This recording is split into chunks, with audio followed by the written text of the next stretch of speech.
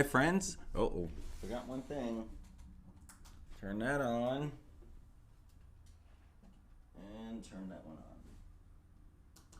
It's always those little things you can easily forget sometimes, you know.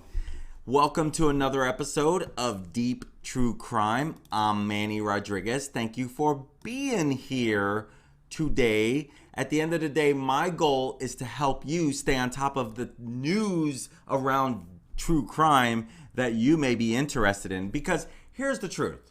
There's a lot going on out there. And my goal is to help you be aware of what people are capable of. What are warning signs that you may want to look for? And that's exactly what I want to share today as we move closer to the end of the year. What's going on out there? What's going on out there? If you're new to my channel and that sounds like something that you like to keep up on, please smash that subscribe button and like the video. Because when you like the video, then more people will see the video. And at the end of the day, that's my goal, is to help people be a little more aware of what's going on out there in this crazy world. And let's be real, this world is crazy. No doubt about it. It's been crazy before any of us were born. Let's go ahead and get started. We don't have all day, right? So first thing I want to share with you today is, of course, another Gabby Petito update. I want this case to stay in front of people so that they know what to look for, who to look for. Right now, all eyes are looking for Brian Laundrie. And so I want to keep you updated on this story as we continue to get deeper in true crime. And this Gabby Petito story is one of the most sad stories, I will say, when it comes to true crime. She heads out with her fiancé on a cross-country trip that's supposed to last all the way through October 31st in Portland, Oregon. And she doesn't make it back home. Whereas Brian Dirty Laundrie does make it back home on September 1st. And now we have come to find out that she died of strangulation. She was obviously killed by the hands of this guy. Now here's the truth. I will be completely transparent here. Obviously, you're supposed to be innocent until proven guilty. But personally, I truly believe he's guilty of this crime. There's no doubt in my mind that he's guilty of this crime. So I don't see us ever finding out anything different. This is my honest thought of it. Now, I do understand that people sometimes do get convicted of things they did not do. I understand that wholeheartedly, and that's also a sad situation whenever that occurs. But in this particular case, I truly believe Brian Laundrie committed this homicide. Brian Laundrie killed Gabby Petito. I truly believe that. There's no doubt in my mind, and that's why I continue to say that and share this update around that. But moving on, I want to share with you what new updates might there be around the Gabby Petito case. So let's go ahead and get into that. And so the first thing I want to share with you is what his dad, Christopher Laundrie, has done. And so someone put a sign up on their lawn, and he was quick to take it down. He was so quick to take it down. And so the father quickly takes that sign. You know what the sign said besides demanding justice? Because the parents clearly know a little more than they're sharing. No doubt about that particular instance. But this particular sign said, what if this was Cassie, who's Brian's sister, who's also Christopher and Roberta's daughter? And it said, what if this was Cassie? And they were quick to take this down. And so in an interview with 60 Minutes Australia, her stepfather, Gabby Petito's stepfather, Jim Schmidt, said, "We want vengeance and justice and for him to pay for his crimes." You see, no one is doubting this, that he is the reason why Gabby Petito is no longer with us today. And when you stop, if you've been following this story, it's a sad story. That's not the type of things you would expect. Go on a cross-country trip with someone who you think loves you, and then you don't come back. You just don't, that just doesn't happen. Yes, stuff does happen from time to time, but my gosh, who would have ever thought that would occur? And so Nicole Schmidt, she added, "I just want to get him in a cell for the rest of his life." Now, he is a wanted man for fraudulent activities on her debit card, on her Capital One debit card or credit card. He used her PIN. He used her card to make purchases for food, for gas, to get back home on September 1st. Wow, right? So, and as we move forward, they put, protesters put a sign out there that, hey, what if this happened to Cassie Laundrie? And Christopher Laundrie was so quick to run out there and take that down. I mean, come on. And so now you got all these protesters out there. They're showing up, lining up. People coming in from freaking Pennsylvania to stand out in front and protest. Why are they protesting? Because Christopher and Roberta know a lot more than they're leading on. Even Cassie Laundrie was like, "I don't know if my parents are behind this." Like, that's telling on its own that something odd is going on here, right? That is telling on its own that something is fishy. And so now we just continue to wait, like, okay, what's going on? When will we know more? Because at this time, we don't know anything. We don't know anything other than what little bits and pieces we continue to find.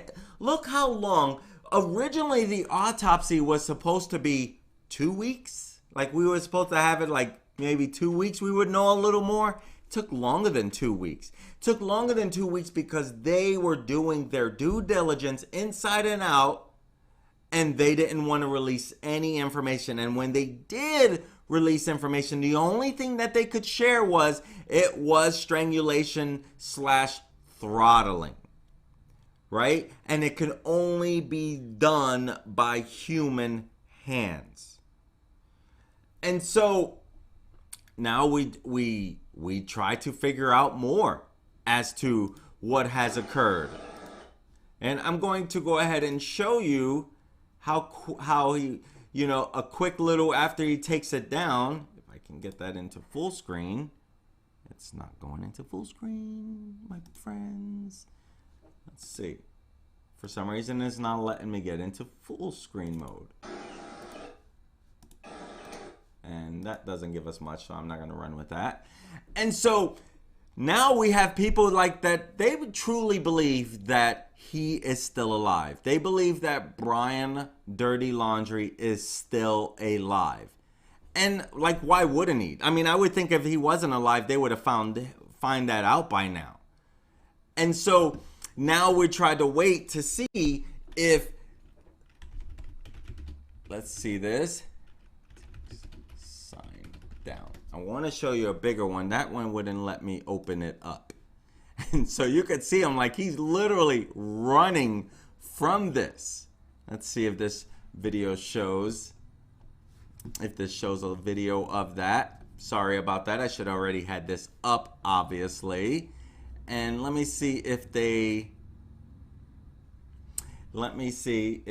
have the actual video. Nope, I'm not finding that. Let's just look for those. Let's see, Dad video. Yeah, so I'm sure I'll find it here. And so there really hasn't been much more. And this is where, little by little, you can tell the story's starting to die out because there's no real new updates. And in order to really go deeper on this, you want to have some updates, right? You want to have updates around what is, any new updates. Any new updates. And so, Brian Laundrie manhunt. Now, you got protesters outside chanting justice for Gabby. Hashtag justice for Gabby. If you're online, you definitely want to be sharing that, right? And so protesters are literally spending a lot of time out front trying to get some updates. But here's the thing. If they haven't spoken by now, why would they speak at all then? Why would they literally speak at all if they haven't spoken by now? And that's where it's like, that's why we're probably not going to find anything out until we actually catch Brian and get more information on him. And until we even know more, that's about all we're going to know. Like literally, that's about all we are going to know until we find Brian Dirty Laundrie. And because he's not speaking, he's literally not. He's not said anything. He's not shared anything. And so we don't even know much about it. We don't even know much. You can see people, kids are out there. Kids are out there with signs to get more information. Literally. I mean, you have everyone getting behind this as much as they can. But no one is speaking. No one is speaking. Because no one is sharing from inside this Laundrie home. No one. And truth be told, they know more. Only a fool will believe they don't know more. And I'm no fool. I'm sorry. I'm a fool in some ways, but not in this particular way. There's no doubt. No doubt that the family knows more. Now, I am not convinced that Cassie knows more.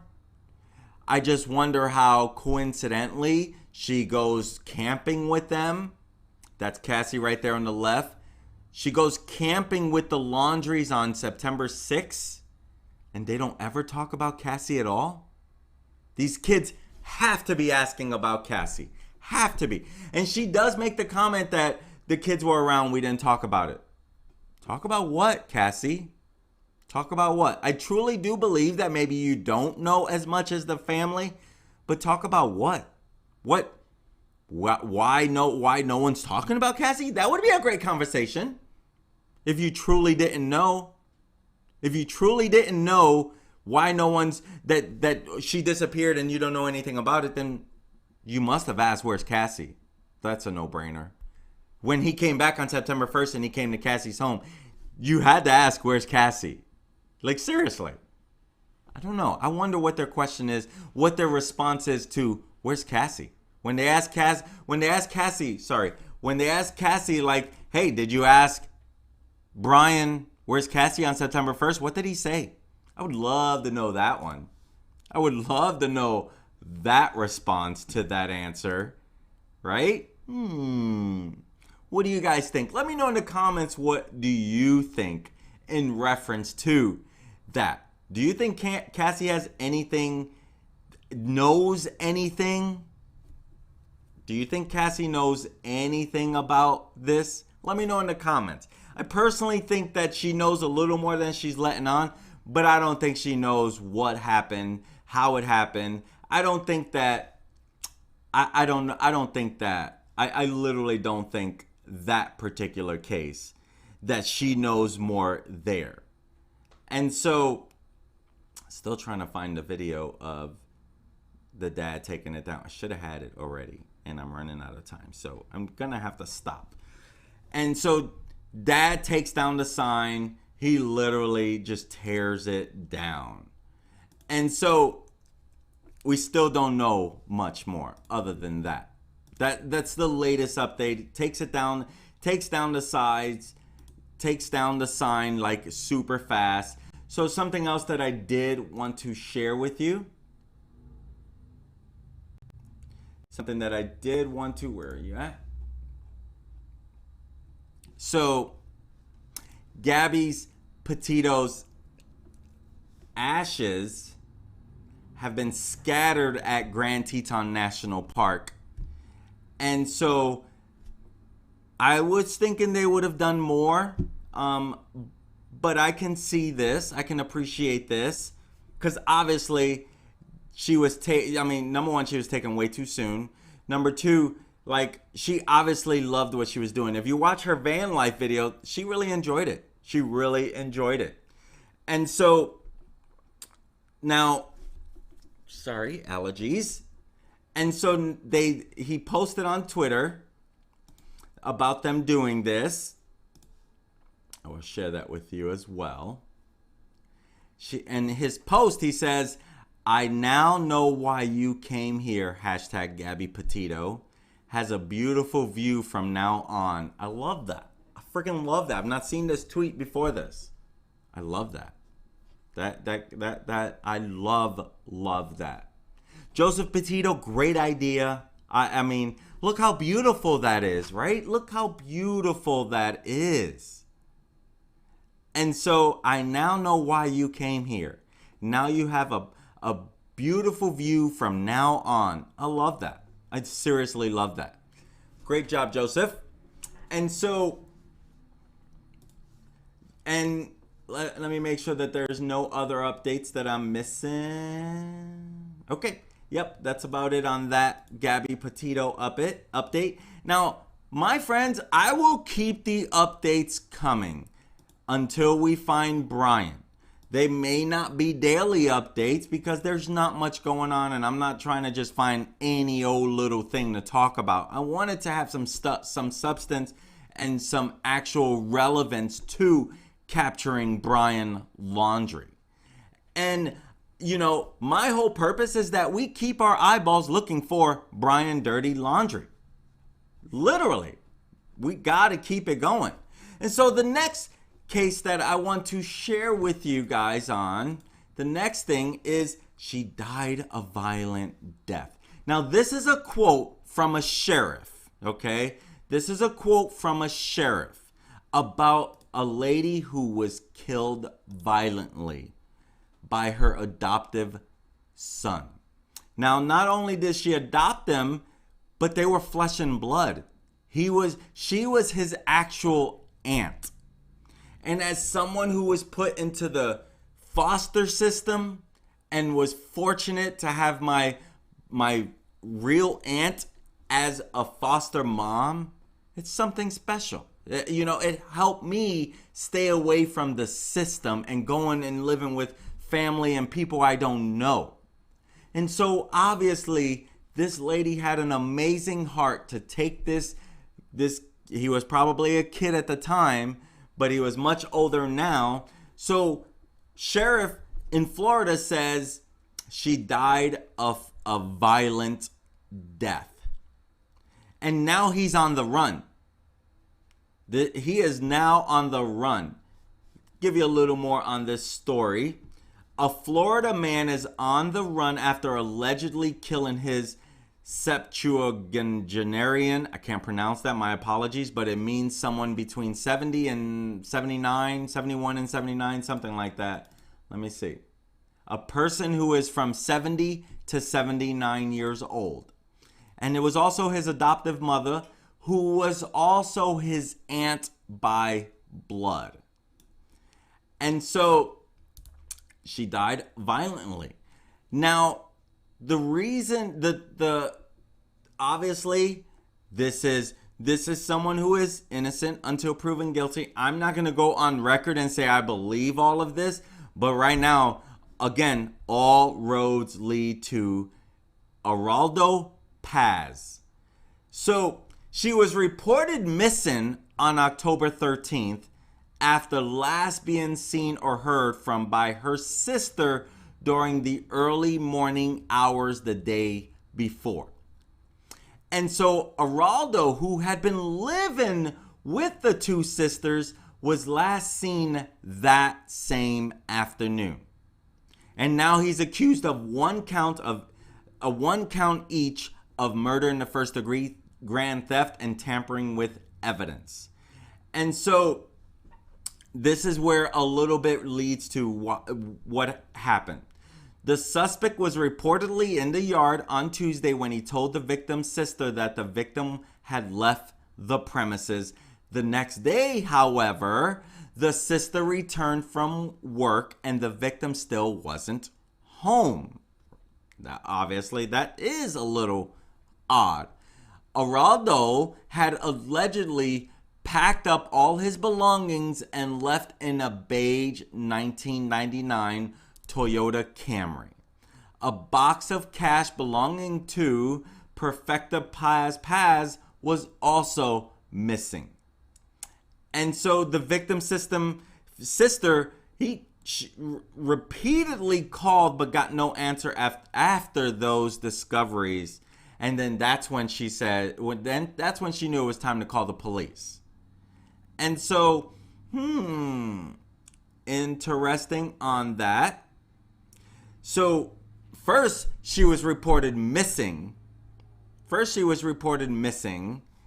And then they would find the body after a whole search party under an original supposition that foul play had not occurred. So first they were thinking, we found her, but it didn't really seem like there was any foul play involved. And at first they thought maybe she wandered off. Maybe she just went on the side of the road and she wandered off. And so a detective was walking the fence line of the property, right? And allegedly stepped on what he felt was a soft area around some soil. And then they dug a little pilot hole, and that's when they first found her slipper. Then they found her body in a shallow grave. And that's when when after that discovery, then they knew they were investigating a murder. And the sheriff, that's when the sheriff says she died a violent death. A violent death. And so now the search is on for this guy here. Let's get a picture of it. Let's see if I can bring it up. Now the search is on for this guy. So if you see this guy, he is wanted for this heinous crime, this violent death of his adopted mother and aunt. And so another death taken way too soon.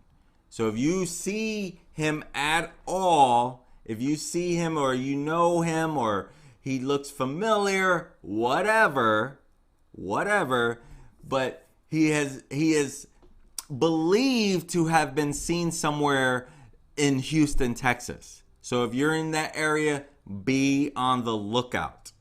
Be on the lookout. Call the local authorities if you do see anything. And my friends, on to the next one. Another sad story. And this is another weird story. It's amazing the things that people will do. I don't know why people want to try to play God themselves and take lives into their own hands. I don't understand that. Okay? But this kid here, 17 years old. 17 years old. And so first they find a 17-year-old and he's covered in blood. And he admitted killing his parents because he wanted to take charge of his life. Now, I remember when I was 17, I I wanted to have my own answers. I felt like an adult. I felt like I was older, right? I didn't, I did live with my aunt under the foster care system, as I just shared with you. And so I do remember that I did not want to have a curfew at 17. I still was supposed to be in by 10, right? I remember not wanting it and sneaking in that night sometime and kind of having my bike and leaving it in the front room so nothing wakes up my aunt. But sometimes I got busted, but nothing ever made me think like this. I understand you get 17, you're starting to become a little more of an adult and you want to do things on your own. But when you live under someone else's roof and you're not even 18, you just need to freaking wait. Time is flying anyway, so wait. But this kid decided no, he did not want to wait. He did not want to wait.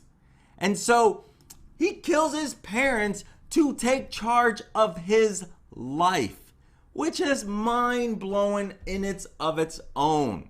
Like, why would you do such a thing because you want to take matters into your own hand? And so now he's facing charges as an adult because he's 17 and he stabbed his parents to death with a knife.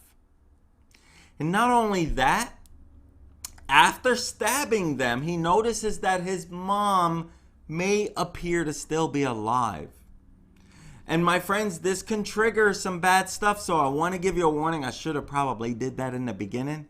But when he believes that his mother is still alive, what does he do? He takes an axe to his mother to make sure that she is gone. He takes an axe. So Ethan Alexander Orton, he's accused. He is the teenage accused killer.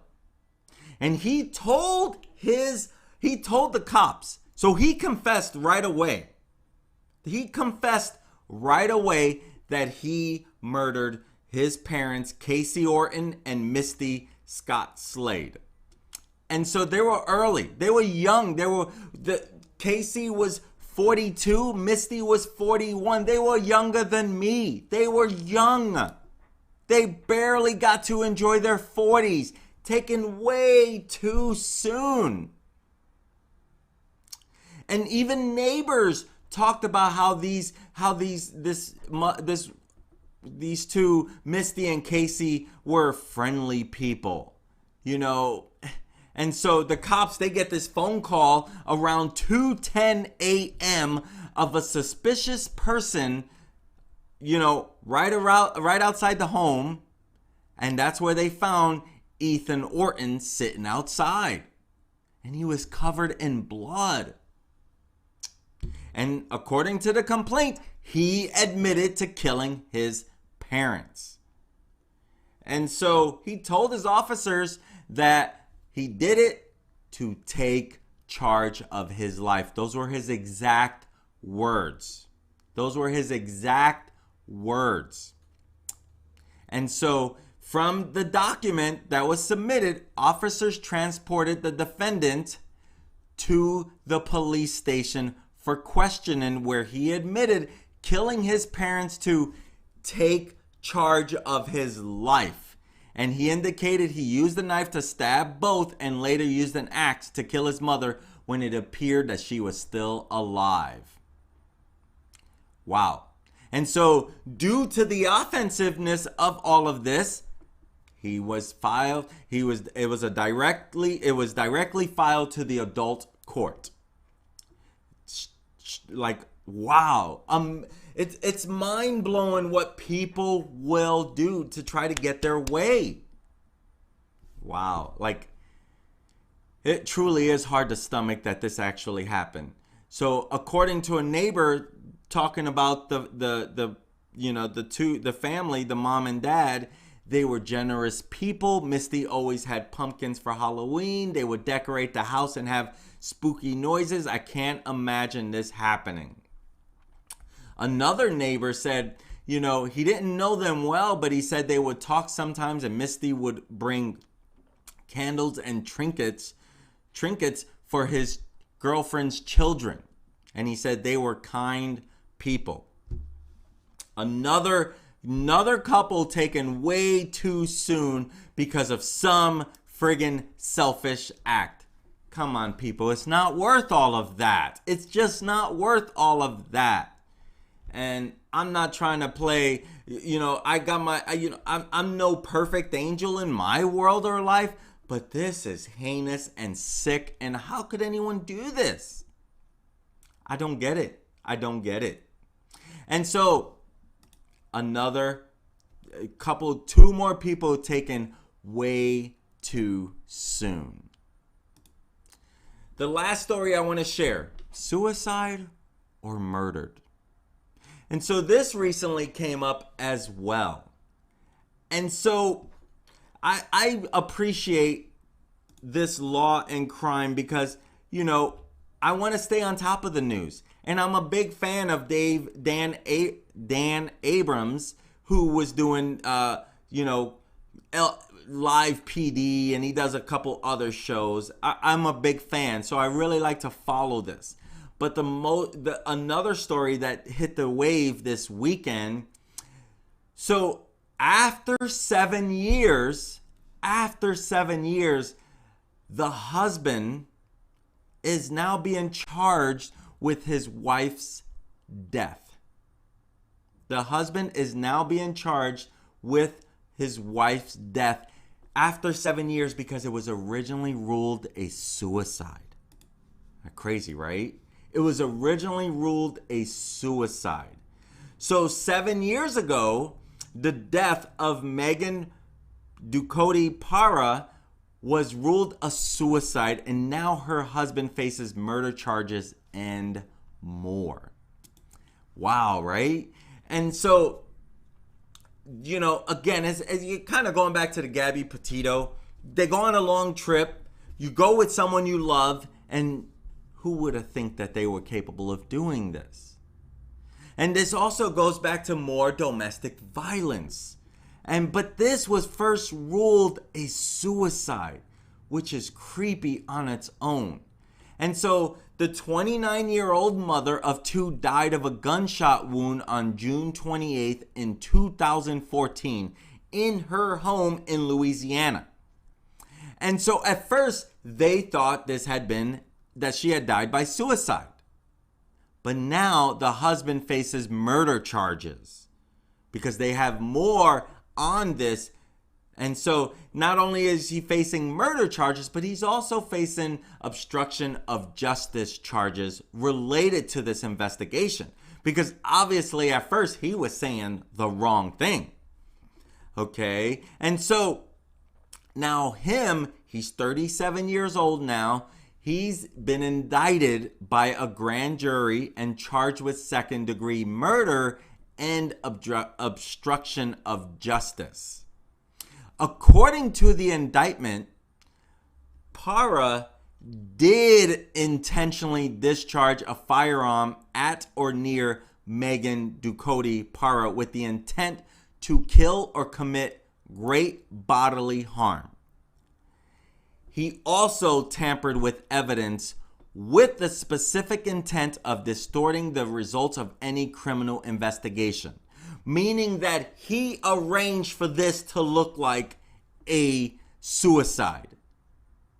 The obstruction complaint arises out of the initial determination that Megan Ducote Parra died of suicide in Louisiana.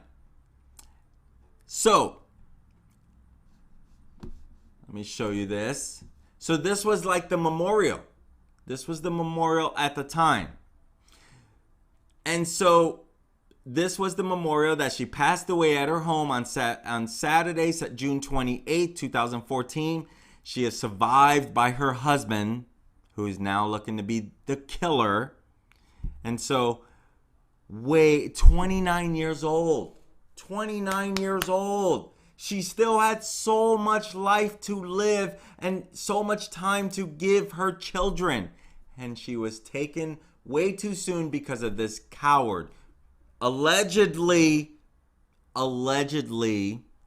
this coward. And so now we know It does not look like a suicide. Looks like she was murdered. And so now we'll wait to see what comes out of this, and I will definitely keep you updated if I can. And, by the time this is all coming to fruition, so hopefully they get him to admit, they can stay away from the courts and have this whole drawn out charge thing, or, just admit it and do your time. And hopefully you never see the light of day again, if he is convicted of this. But right now, come on, 7 years later, they got some good evidence on him. They got some good evidence on him. My friends, this has been another episode of Deep True Crime. Thank you for being a part of this today. Let me know in the comments what you think. Which story was the hardest one for you to hear? Which story was the hardest one for you to hear? And what do you think about these stories? Let me know in the comments. I'm Manny Rodriguez. Thank you for being a part of this. And I'm sorry if you noticed that little hair strand right there that keeps sticking out. I'm Manny Rodriguez. Thank you for being a part of this. And I look forward to continue serving you with deep true crime as we explore what goes on in these cases, and sometimes in their own minds. I'll never understand it. But those are the 4 stories. The Gabby Petito update. She died a violent death, 17, and kills parents, suicide or murder. Thank you for being a part of this journey today. I look forward to serving you again.